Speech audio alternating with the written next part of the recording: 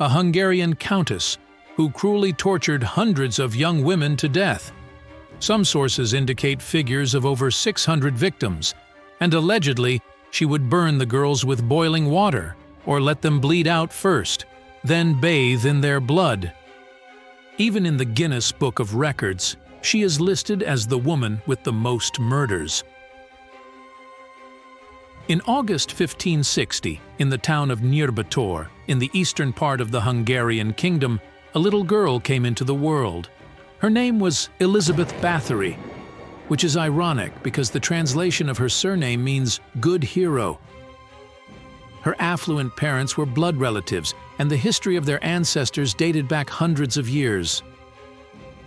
The Báthorys were very affluent in the 16th and 17th centuries, and extremely renowned in Hungary and Poland.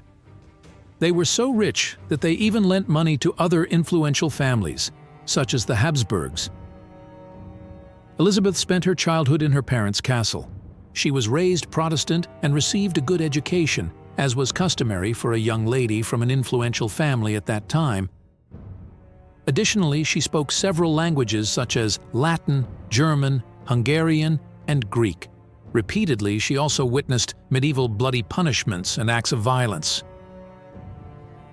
Whippings of the lower classes or exaggerated punishments for minor offenses were commonplace throughout Europe. After being betrothed at the tender age of 11, Elisabeth wedded Count Franz Nadasdy at the age of 15.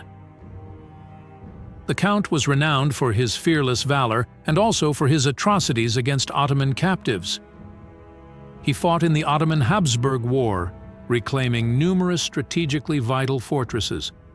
But he was very cruel and desecrated the bodies of the prisoners of war after they died under his terrible torture methods.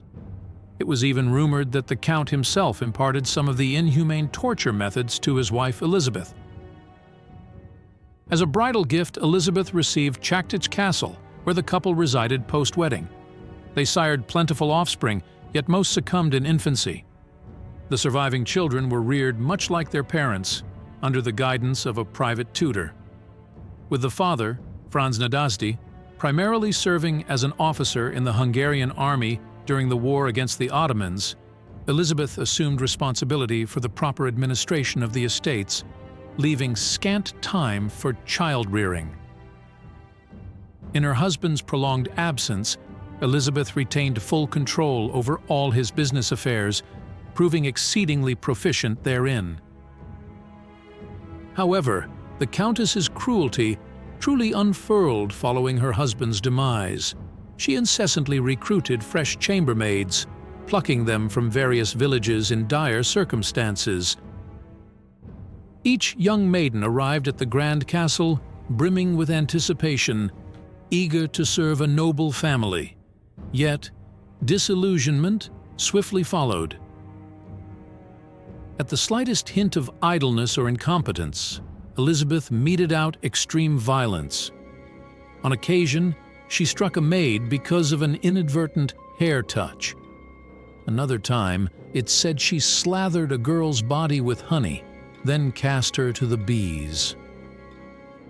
Elisabeth reveled in the sadistic acts of inserting glowing needles between the toes of her chambermaids or affixing oiled paper between their toes only to set it alight.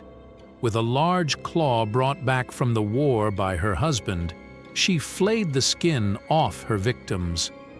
On one occasion, she even broke a maid's arm after an incident. Whippings occurred until the bodies of the victims swelled or blood spurted from all wounds. Often she would have the clothes removed, then douse the naked bodies of the maids with cold water and torture them until they were on the brink of freezing. It is, of course, exceedingly difficult to comprehend how a woman could be capable of such diabolical deeds. But it's said that a special woman named Anna Darvulia greatly inspired Countess Elisabeth.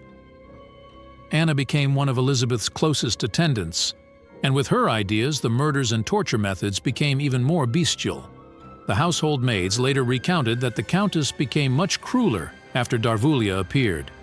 The corpses were initially stored in the cellar, but as they accumulated, they were buried at various locations outside the castle. The mysterious, blood-drained bodies that suddenly appeared in the area gave rise to rumors of a vampire haunting. However, with each girl either displaying peculiar injuries or suddenly becoming untraceable due to her demise, suspicion began to brew among the surrounding populace that something was amiss. Tales of abuse gradually started circulating. Yet, due to Elisabeth's affiliation with one of Hungary's most esteemed families, no one dared to accuse her. Furthermore, she was also under the protection of Georg Thurzo, one of the most powerful nobles in Hungary. Shortly before her husband's death, Franz Nadasdy had asked him to look after his widow and his inheritance. Elisabeth Báthory's downfall commenced as rumors of her cruelty spread even within noble circles. The first official investigation was initiated in 1610 by King Matthias II, who tasked Georg Thurzo with the matter. Hundreds of witness testimonies were collected and forwarded to Thurzo. By the end of December 1610, Thurzo dispatched a unit to arrest Elisabeth and 5 of her maidservants in her own castle. They were accused of torturing and murdering chambermaids repeatedly between 1590 and 1610.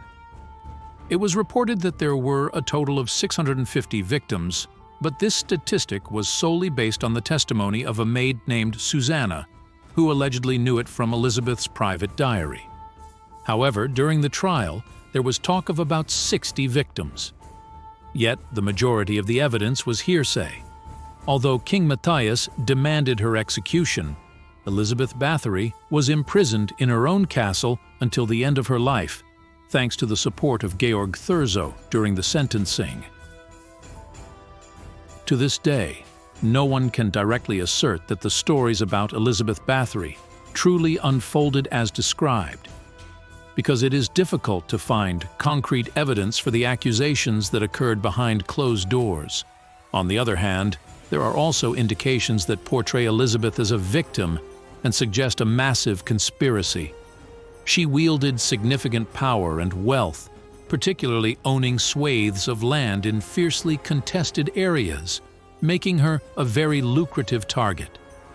Furthermore, Elisabeth allegedly visited King Matthias on several occasions to reclaim the debts that her husband Nadasdy had lent many years ago. After her arrest, the debts were simply erased. Thanks for watching. If you liked the video, don't forget to subscribe to the channel.